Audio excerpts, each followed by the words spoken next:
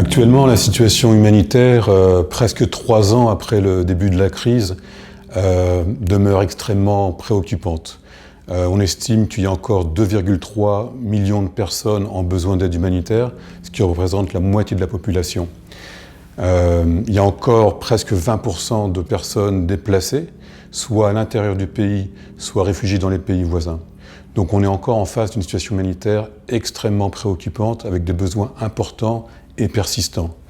Il y a bien entendu eu une amélioration très importante politique en cours d'année 2016 qui permet à certaines zones du pays de regagner progressivement un certain niveau de stabilité, mais d'autres zones du pays restent encore vraiment en besoin humanitaire sévère.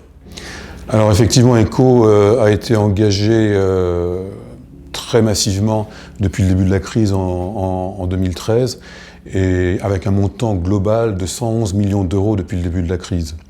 ECHO répond aux besoins les plus urgents, donc dans les zones les plus affectées par la violence ou les épidémies, dans les domaines les principaux, donc de la protection, de la santé, de la nutrition, des abris, de l'eau et l'assainissement.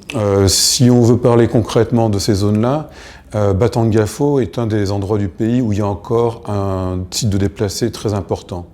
Il y a 21 000 personnes actuellement sur le site de déplacés de Batangafo qui sont là depuis juillet 2014.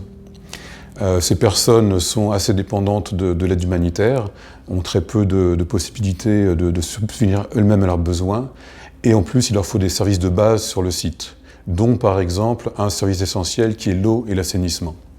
Et c'est d'ailleurs le projet que Oxfam met en œuvre sur le site de Batangafo avec le partenariat de ECHO.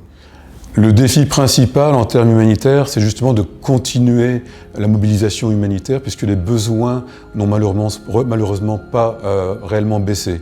À l'heure où on parle, il y a encore des crises très aiguës qui se passent comme à Bria où lundi il y a eu des combats importants et d'autres zones du pays qui sont affectées.